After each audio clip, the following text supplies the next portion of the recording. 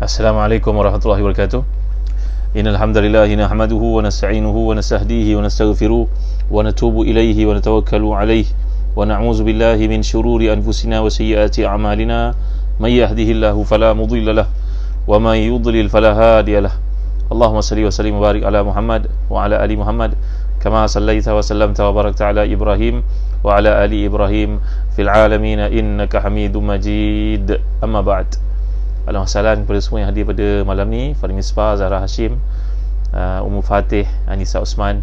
Jangan lupa jemputkan kawan untuk turut serta ANR Dais, lagi Kalok, Hanisa Nazar, semua yang hadir pada malam ni.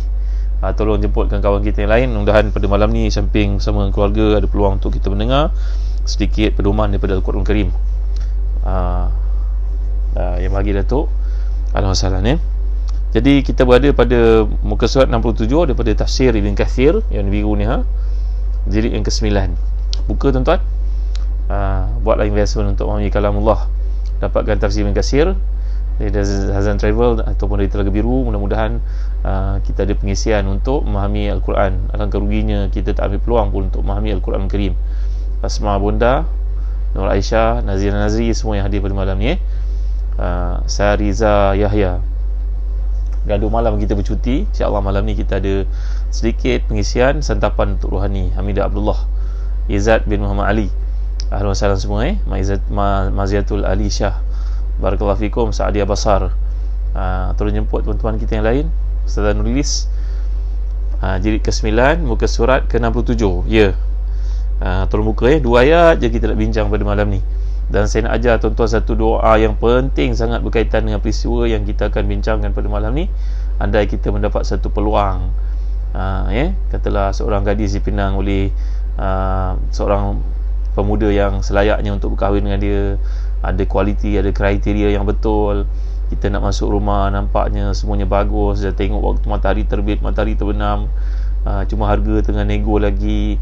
Kita dapat satu peluang perniagaan, kita dapat bakal menantu, kita nak beli tanah. Ada doa penting sangat berkaitan saya nak ajar malam ni, so jangan miss. Tolong hadir bersama Yana Zakaria, Alhamdulillah, Nurul Ahmad, semua yang hadir pada malam ni, teman-teman dari Singapura, dari Brunei, ahlan wa sahlan bikum. Dari Indonesia pun ada, masya-Allah, barakallahu fikum. Baik, lihat ayat ke-20-21 daripada tafsir Ibn Katsir muka surat 67. A'udzubillahi minasyaitonir rajim.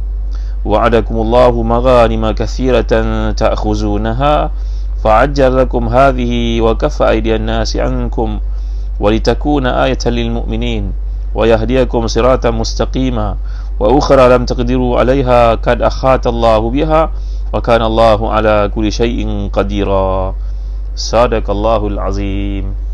Mazru'ah Ibrahim Nasirun Syiriza, ahlan wa sahlan, barakallahu fikum.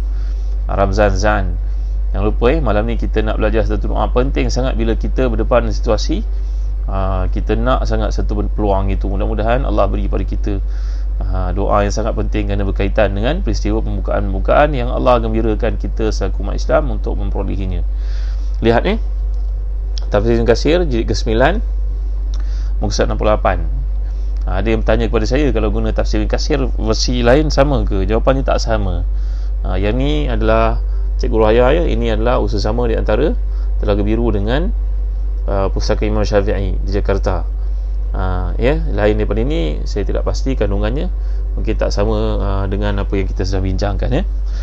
Baik, ayat yang ke-20 dan 21. Allah telah menjanjikan kepadamu harta rampasan yang banyak yang dapat kamu ambil, maka disegerakannya harta rampasan itu untukmu, dan dia menahan tangan manusia dari membinasakanmu agar kamu mensyukurinya, dan agar itu menjadi bukti bagi orang-orang beriman, dan agar dia menunjukkanmu kepada jalan lurus, dan telah menjanjikan pula kemenangan-kemenangan yang lain ke atas negeri yang kamu belum dapat menguasainya, yang sungguhnya Allah telah menentukannya.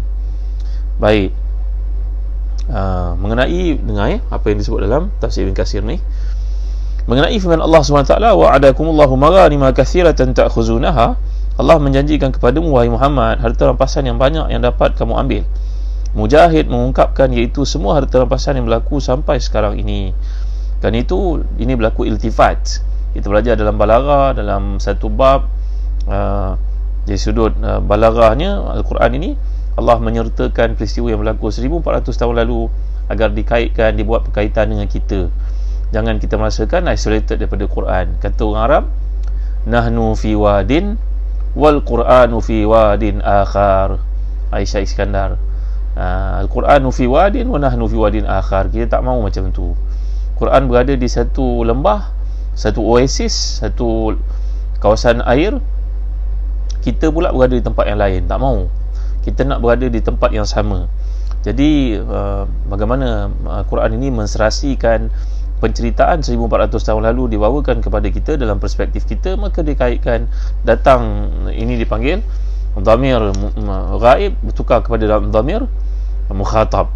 Daripada ganti nama yang ketiga tiba-tiba tukar kepada ganti nama yang kedua. Lihat kan, telah kita terangkan dalam ayat ke-19 Allah menyatakan wa maghanima katsiratan ya'khuzunaha. Maghanim iaitu maghanim, ghanimah yang banyak yang diberikan kepada orang beriman yang diambil mereka. Tiba-tiba masuk ayat ke-20, kata Imam Abu Sa'ud dalam tafsirnya, tafsir Abi Sa'ud yang terkenal itu, wa'adakumullahu maghanima katsiratan ta'khuzunaha. Sekarang tiba-tiba diceritakan bahawa harta-harta yang diperolehi dalam perangan itu diberikan kepada kamu juga. Kamu tu siapa tuan-tuan? Kitalah yang baca Quran, dengan syarat kita memiliki kualiti dan pola berfikir yang sama dengan salafun salih. Salafus salih dahulu, ulama-ulama terdahulu, para sahabat, tabi'in dan sebagainya. Maka bila kita punya paradigma berfikir yang sama, pola berfikir yang sama, maka Allah akan berikan kepada kita sebagaimana Allah telah beri kepada mereka. Mu'arafi Rashidah Abdul Hamid, barakallahu fikum. Ramai wajah baru pada malam ni. Cikgu Ruhaya, ahlan sahlan. Jadi di sini berlaku iltifat. Iltifat ni apa tuan-tuan? Apa Jamalia Nazri? Ia adalah perkaitan di antara ayat diturunkan dengan orang terdahulu dengan kita yang datang kemudian. Jadi Allah menyertakan isyarakuna ma'ahum. Allah menjadikan kita terlibat sama dalam konteks ayat ini sekiranya kita memiliki kualiti yang sama dengan orang yang terdahulu, kesungguhan, ketabahan, keyakinan pada janji Allah, maka Allah pasti akan beri kepada kita apa yang diberikan kepada mereka. Jadi dalam ayat yang kedua ni Allah menceritakan pula wa'adakumullahu maghanima katsira. Ada perkataan katsira pula kat situ, sifat kepada maghanim ini. Ini pun satu petunjuk, indikator yang menarik untuk kita faham dari sudut Al-Quran, tuan-tuan. Kata para ulama tafsir, iaitu bila menyebut perkataan jamak di sini mengisyaratkan besarnya nilai harta rampasan itu, banyaknya kapasiti, kuantitinya. Jadi dipertegaskan dengan kalimah katsira yang tidak disebut dalam ayat ke-19 yang lalu. Tengok tu, insya-Allah Azimah Muhammad Ali Rasulullah Ibrahim. Jadi Allah Taala menjanjikan untuk kita maghanim jamak daripada ghanaim yang telah saya bincangkan dengan tuan-tuan. Ghanaim jamak kepada ghanimah. Jadi kat sini berlaku jam'ul kasra bagi merujuk kepada banyaknya perkara yang diberikan oleh Allah kepada kita. Jadi ayat yang lalu menekankan janji Allah kepada kaum mukminin, langsung ayat ini mengukuhkan lagi janji tersebut, mengarahkan kepada kita, iaitu yang kita panggil sebagai pengalihan bicara iltifat ini dari dhamir ghaib kepada dhamir mukhatab. Jadi Allah berfirman menjanjikan kepada kamu wahai orang beriman. Kata para ulama tafsir, contohnya Imam Musafa Maraghi, contohnya Ibn Ashur, contohnya Syekh Muhammad Al-Urami dan tafsirnya Hadaiqu Rawih wa Raihan, mengatakan bahawa ini pembuktian bahawa kemenangan dan juga apa yang diberikan oleh Allah kepada orang terdahulu mempunyai kesambungan dengan orang yang kemudian. Jadi Allah menjanjikan harta rampasan yang sangat banyak, sangat berharga. Itu akan kamu perolehi dalam masa jihad kamu di luar Jaziratul Arab nanti. Namun demikian Allah enggan membiarkan kamu menanti yang datang itu baru nak diberikan, tapi Allah memberikan fa'ajjal lakum. Allah SWT menyegerakan pemberian tersebut kepada orang beriman yang terdahulu. Jadi setiap orang mendapat bahagian masing-masing. Saya nak cerita sedikit kepada tuan-tuan tentang Khaybar. Nanti kalau keadaan PKP dah okey, tuan-tuan nak pergi umrah nanti, mari pergi dengan Zazan Travel.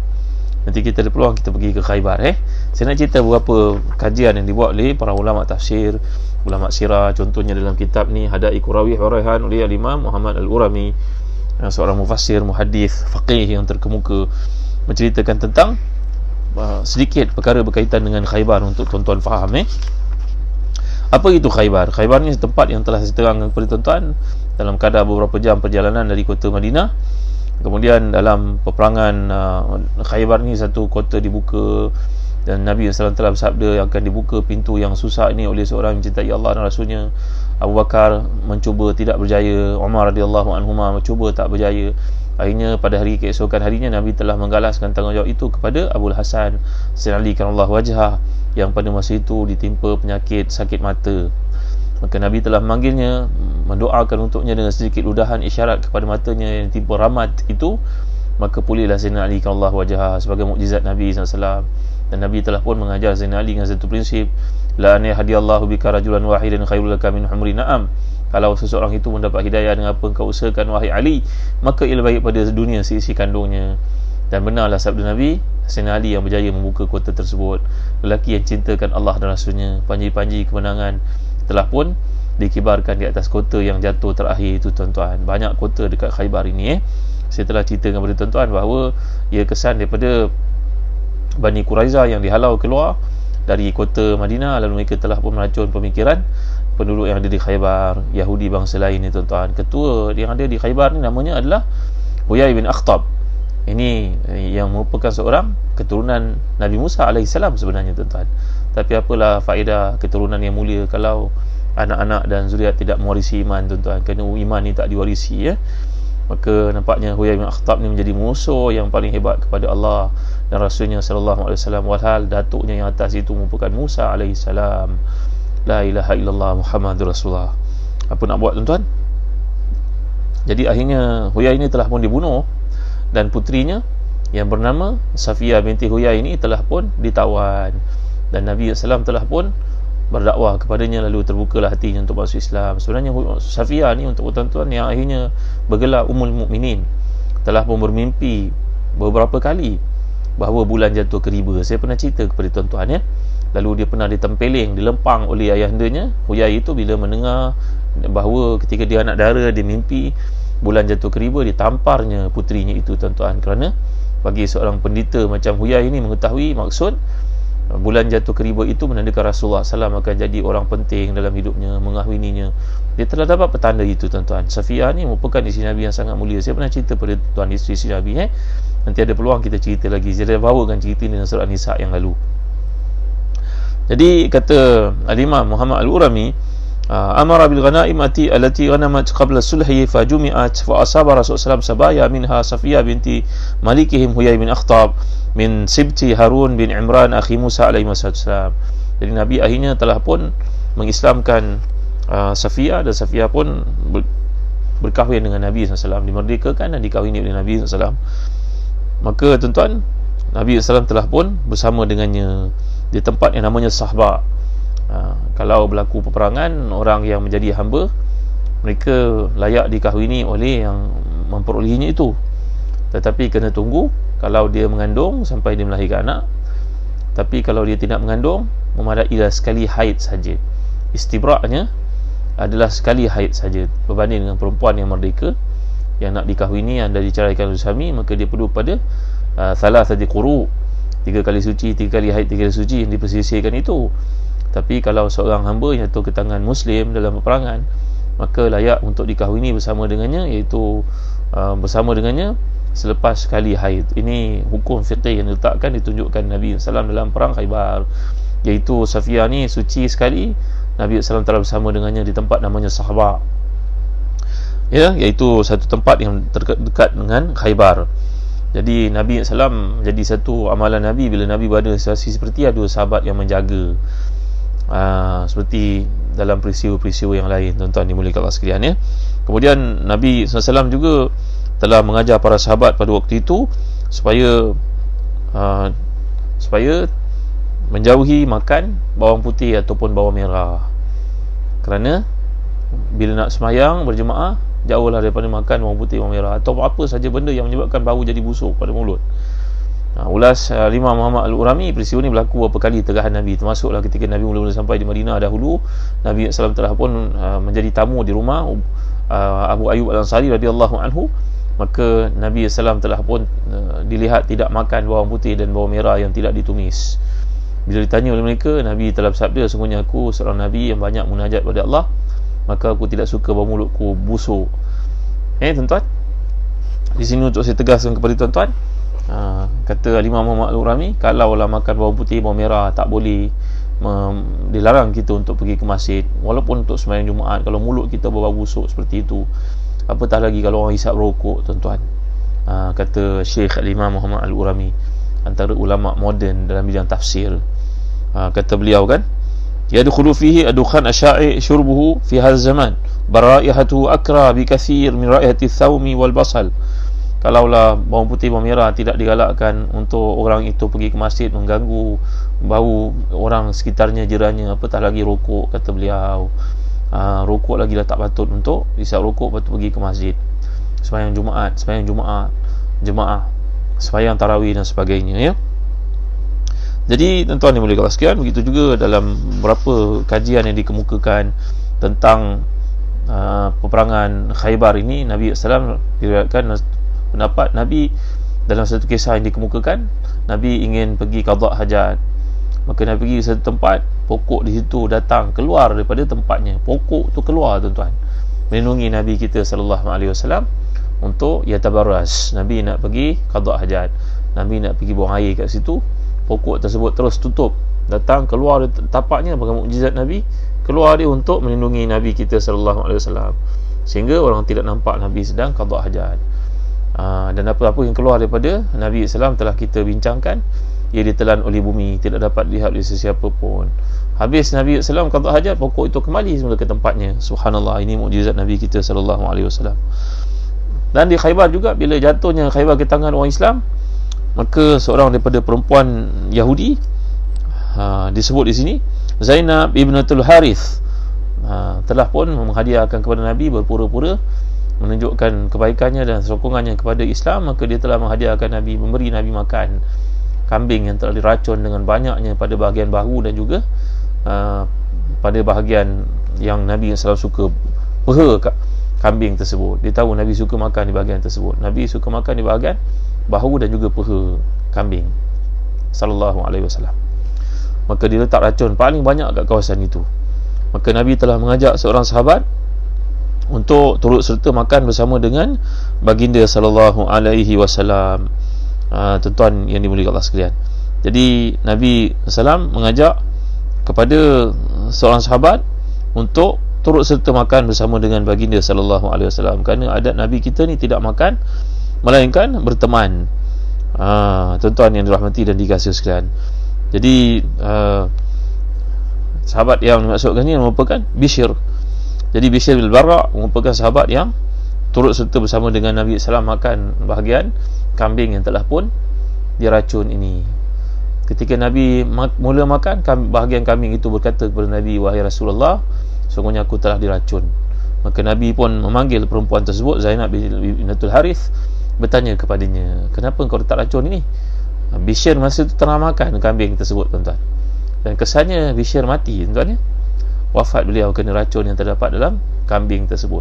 Nabi SAW kerana merupakan seorang manusia yang dipelihara oleh Allah, diselamatkan oleh Allah daripada perkara ini, kambing itu beritahu pada daging kambing yang telah dimasak enak itu, diberitahu kepada Nabi bahawa dia telah diracun. Nabi memanggil perempuan ni, Zainab bintil Harith ini, bertanya kepadanya, apa yang kau buat ni? Jawapan Zainab bintil Harith, alangkah suami aku, bapa aku, pakcik aku, semuanya aku racun bagi mati. Ini kan pula engkau, wahai Muhammad. Aku tak peduli. Bila ditangkap, tuan-tuan, sama je dia jawab. Tuan-tuan tengok Yahudi ni, dia menzahirkan sokongan kepada Islam, kepada Nabi, kepada pembukaan yang berlaku terhadap kotanya itu, tapi dalam hatinya memusuhi Nabi dan juga umat Islam. Nabi memaafkannya, tuan-tuan. Nabi memaafkannya walaupun dia letak racun kat situ. Dia menjawab selama mengatakan bahawa aku sanggup qataltu abi wa ammi wa zawji wa lanitu min qaumi manilt.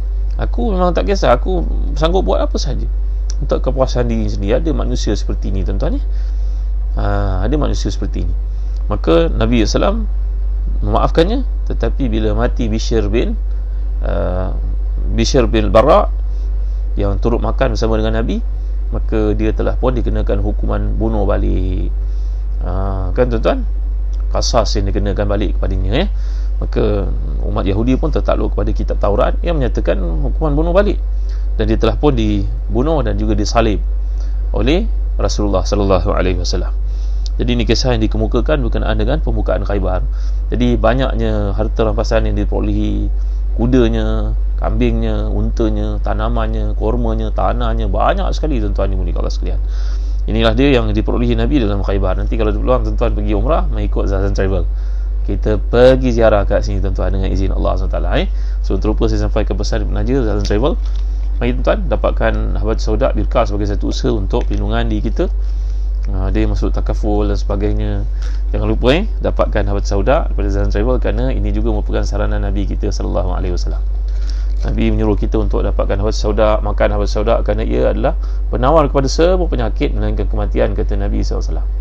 Kami telah proses untuk begini, mudah untuk dimakan dalam bekas macam ni, senang dibawa ke mana-mana. Boleh letak dalam handbag, dalam briefcase tuan. Halimah Datuk Asari dapatkan Habat Sauda Birkah daripada Zazan Travel.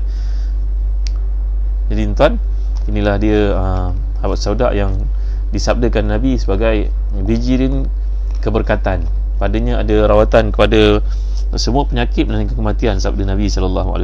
Begitu juga kami di Zazan Travel ada masakan korma Majdul atau Majdul dari Zazan Travel. Kita dapatkan dari Palestin, Jordan. Tengok tuan, besar saiznya. Kita dah berada di akhir Muharram.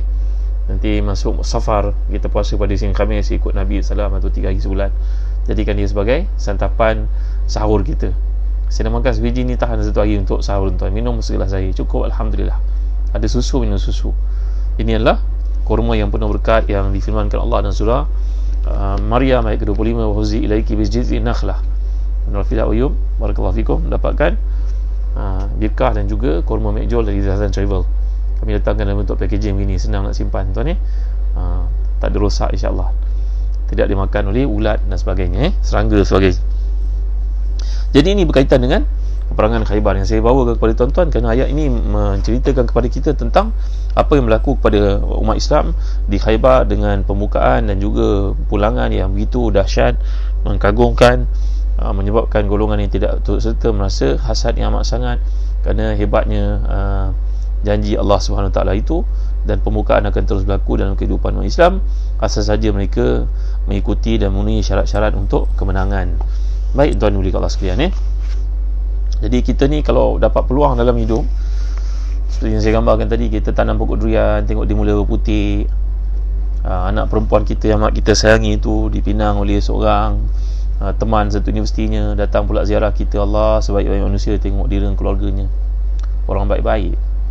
Kita nak benda-benda baik ni berlaku dalam hidup kita tuan-tuan. Bila nampak peluang-peluang ke arah kebaikan ni, perniagaan dan sebagainya, kita amalkan doa Nabi SAW. Ni doa ada dalam kitab, bagi tuan yang memiliki kitab Askarul Askar oleh Imam Suyuti ni, lihat muka surat 248, doa ke-400. Ada yang bertanya nak dapat Habat Sauda ni macam mana? Tu kat bawah tu ada nombor telefon untuk dihubungi. Tekan je, klik je, boleh masuk ke laman tersebut. Nanti boleh order kat situ. Terima kasih Aliyah, barakallahu fikum, Rahana Sa'ad. Jadi doa ni tuan-tuan, saya ijazahkan tuan-tuan, amalkan tuan-tuan. Ketika belajar dengan guru hadis saya ketika di Jordan dahulu, amalkan doa ni. Allahumma kama araitana awalahu fa'arina akhirahu. Allahumma kama araitana awalahu fa'arina akhirahu. Allahumma kama araitana awalahu fa'arina akhirahu. Ya Allah, sebagaimana Engkau telah menunjukkan kepadaku bibit-bibit ataupun putiknya, ataupun bunganya, ataupun riak-riaknya akan dapat kebaikan ni, maka jadikanlah dia milik aku, wahai Tuhan, milik kami, wahai Tuhan. Datang orang nak minang anak perempuan kita sebagai contohnya tuan-tuan, maka kita melihat pun ada kelayakan, kualiti yang melayakkannya untuk jadi pemimpin dan keluarga, maka kita doakan untuk anak kita dengan doa Nabi SAW ini. Kita tanam pokok, lihat dia mula berputik, doalah dengan doa ni. Kita berniaga, ada peluang-peluang untuk dapat kelebihan-kelebihan tertentu, maka doalah dengan doa ini. Mudah-mudahan Allah SWT berikan kepada kita apa yang kita harapkan itu. Ahlan wa sahlan Ummu Nuair, kakak tersayang. Jadi amalkan doa, Allahumma kama araitana awalahu fa'arina akhirahu. Terima kasih Dr. Nur Azia Uyub. Muka surat 248, doa yang ke-400. Allahumma kama araitana awalahu fa'arina akhirahu. Ya Allah, dengan kau beri pada aku tanda-tanda kebaikan ni, maka lanjutkanlah kebaikan ni terus untukku. Boleh amalkan doa ke-400 muka surat 248 daripada kitab yang telah tuan-tuan miliki ni. Ramai yang telah miliki kitab ni, alhamdulillah Ada banyak doa yang dikumpulkan oleh Al-Imam Asyuti, Al-Hafiz Asyuti, seorang ulama besar dalam hadis, ulama faqih mazhab Syafi'i yang berasal daripada Asyut qabil tu, barakallahu fikum. Al-Imam Asyuti mengumpulkan doa-doa istimewa ni, amalkan tuan-tuan. Jadi kita bercerita tentang peluang-peluang kebaikan-kebaikan yang akan muncul dalam kehidupan kita. Maka bersabarlah anda belum dapat dalam hidup kita, doalah berterusan, usahalah berterusan, baikilah diri kita di mana yang perlu, kualiti-kualiti yang kita kena ada sehingga Allah beri pada kita kelebihan-kelebihan itu. Lihat sikit lagi saya baca. Jadi Allah menjanjikan untuk kamu daripada kitab Tafsir Ibn Katsir muka surat 68 ni, dan dia menahan tangan manusia daripada membinasakanmu. Maksudnya Allah tidak akan menimpakan kepada kamu keburukan yang disembunyikan oleh musuh-musuh berupa peperangan dan juga pertempuran. Demikian juga Allah telah menahan tangan orang yang tidak ikut peperangan, yang berada jauh di belakang kamu daripada mengganggu keluarga kamu dan juga isteri kamu. Dan hal itu menjadi bukti kepada orang beriman. Maksudnya hal demikian itu mereka merupakan satu pelajaran yang berharga, kerana sungguhnya Allah selalu menjaga mereka dari seluruh musuh mereka walaupun jumlah mereka sedikit. Bayangkan dalam peristiwa Hudaybiyah tu, jumlah para sahabat Nabi tak lebih 1,500 orang pun dalam berbagai riwayat. Ada kata 1,400, ada kata 1,300. Penduduk Mekah yang ramai itu tak boleh nak mengapa-apakan Nabi. Tiba-tiba pula mereka telah menerima cadangan untuk satu piagam ataupun satu perjanjian damai, muafakat, persepakatan itu yang menunjukkan kemenangan buat Islam, pengiktirafan buat negara Madinah. Dan kesannya ialah Islam dapat dibangunkan dan banyak pembangunan kemajuan dapat dilakukan. Dan kesan daripada itu, pembukaan kota Mekah menyaksikan 10,000 sahabat Nabi hadir. Daripada 1,400 tu berapa kali ganda, berapa kali lipat peningkatan jumlah bilangan kaum muslimin. Ini dia kemenangan-kemenangan yang dijanjikan oleh Allah SWT. Jadi cukuplah tuan-tuan, setakat ini saja dulu untuk bincangan kita pada malam ni, ayat ke-20 21 dengan izin Allah. Mudah-mudahan malam esok kita dapat lanjutkan lagi. Kita telah berada di penghujung surah Al-Fath. Terima kasih kepada Haji Zaini yang mencadangkan untuk kita bincangkan bab daripada tafsir yang menarik ni, dan saya pun dapat manfaat dengan merujuk pada banyak kitab tafsir tuan-tuan, peristiwa-peristiwa yang berlaku di Khaybar sebagai contoh. Jadi mudah-mudahan Allah berkatikan kita dengan usaha ini. Allah jadikan minda kita, iman kita subur tuan-tuan, supaya mudah untuk kita mengamalkan Islam, hidup sebagai Muslim, mengamalkan Islam dengan sepenuhnya. Pada zaman manusia pada hari ini, sebahagiannya cukup lalai. Begitu banyak tarikan dan godaan dunia yang melalaikan mereka. Iman sebahagian daripada umat Islam ibarat kulit bawang pada hari ini tuan-tuan. Jadi mudah-mudahan dengan baca Al-Quran, menghayatinya adalah sebuah usaha kita untuk mengimaninya semula, menyuburkan iman kita, mendekatkan diri kita kepada yang menurunkannya, itu Allah Subhanahu Wa Taala. Baik tuan, setakat ini saja dulu untuk renungan pada malam ni. Doa tadi dijazahkan kepada tuan-tuan pendek ya, ringkas Allahumma kama araitana awalahu fa arina akhirahu. Ya Allah, Engkau beri kepada aku petunjuk kebaikan ni, jadikanlah ia berterusan mimpi-mimpi yang baik. Kita pun tak tahu apa takwil di sebaliknya. Amalkan doa ni, moga-moga yang baik itu akan berbuah menjadi satu pokok yang besar yang boleh meneduhkan kita, yang rimbun dengan buahannya yang banyak, yang baik, tayyib, mubarak insya-Allah. Jadi saya tinggalkan tuan bawah jagaan Allah. Astagfirullah hadinakum wa amalatukum wa khawatim amalikum. Jaga diri baik tuan. Banyaklah berdoa kepada Allah. Dan kita terpaksa keluar dari rumah, doa yang saya ijazahkan dulu, bismillahi siqatan billahi wa tawakkulan alaih. Bismillahi siqatan billahi wa tawakkulan alaih, juga dalam buku ni. Ya Allah, ya Tuhanku, aku tawakal padamu, aku meyakinimu, aku kena pergi bekerja cari rezeki. Ya Allah, aku ketua keluarga, selamatkan aku dari segala bentuk keburukan yang aku pun tidak tahu. Doa ni pernah dibacakan Nabi ketika berdepan dengan situasi ada sahabat yang kena kusta. Takkan pula Nabi nak halau dia pergi ke tempat lain, kan tuan-tuan? Kita pun tak tahu, kita keluar pergi ke kedai ke, pergi ke office ke, stesen minyak ke, terdedah kita kepada bahaya yang berlaku pada hari ini. Ini pun 20,000 lebih yang kena infection. Jadi kita mohon kepada Allah selamat tuan-tuan. Sekian daripada saya. Bersama kita tangguhkan kuliah pada malam ni dengan baca suratul Asr tasbih kafarah. Bismillahirrahmanirrahim. Al-'asr innal insana lafi khusr illa alladhina amanu wa 'amilus salihat wa tawassaw bil haqq wa tawassaw bis sabr. Subhanakallahumma wa bihamdik asyhadu an la ilaha illa anta astaghfiruka wa atubu ilaik. Alhamdulillahirabbil alamin wassalatu wassalamu ala asyrafil anbiya'i wal mursalin sayyidina Muhammadin wa ala alihi wa sahbihi ajma'in. Allahumma ighfir lana dhunubana wa israfana fi amrina wa sabbit aqdamana wa ansurna 'alal qaumil kafirin. Allahumma ahsina aqibatana fil umuri kulliha wa ajirna min khizyi dunya wa azabil akhirah. Rabbana la tuzigh qulubana ba'da idh hadaytana wa hab lana min ladunka rahmatan innaka antal wahhab. Rabbana hab lana minas salihin. Rabbana hab lana min azwajina wa dhurriyyatina qurrata a'yun waj'alna lil muttaqina imama. Allahumma inna na'udzubika minal baras wal junun wal juzam min al-asqam. Rabbana la tuzigh qulubana ba'da idh hadaytana wa hab lana min ladunka rahmatan innaka antal wahhab. Rabbana atina fid dunya hasanah wa fil akhirati hasanah wa qina adzaban nar. Wa sallallahu ala sayyidina Muhammad wa ala alihi wa sahbihi wa sallam. Alhamdulillahirabbil alamin. Tuan-tuan jangan lupa tuan, musim cuti yang panjang ni isi minda anak-anak kita dengan ibadah yang betul, akidah yang betul. Kami di Telaga Biru menerbitkan macam-macam buku yang berkaitan dengan pendidikan jawi, ibadah, salah dan sebagainya. Ingat ya, tanpa salat yang sempurna, ibadah kita yang lain pun akan tergantung. Maka baikilah salat anak-anak kita seawal usia 7 tahun, 8 tahun, 9 tahun, sekolah rendah lagi. Kami menerbitkan kain bersari salat yang telah digunakan lebih 10 tahun, kami perbaharui lagi. Tahun ni terbitannya sangat menarik tuan-tuan, berwarna. Dapatkan daripada www.telagabiru.com.my. Order online tuan-tuan, ustaz-ustazah, cikgu-cikgu di Perak ke, di Kedah ke, dapatkan untuk pengukuhan aspek solat anak-anak kita. Dan kami juga menerbitkan buku-buku jawi untuk memperbaiki tulisan Al-Quran mereka. Ada tuan-tuan minat, antara kaedah yang paling efektif adalah tulisan Ustaz Wan Azhar dari Perak. Belajar jawi dengan nombor. Anak orang asli yang tak reti apa-apa latar belakang jawi pun boleh menguasai dan membaca, menulis dengan baik. Anak orang Cina, anak orang India belajar sejam je boleh kuasai. Dapatkan daripada Telaga Biru. Belajar jawi dengan nombor, belajar jawi dengan nombor, BDN. Ustaz Wan Azhar, kalau ada dalam kuliah kita malam ni, tolong letakkan sedikit contoh. Terima kasih Ustaz Wan. Baik, jumpa lagi malam esok insya-Allah tuan-tuan. Terima kasih. Sallallahu alaihi wasallam wa ala alihi wasallam. Wassalamualaikum warahmatullahi wabarakatuh.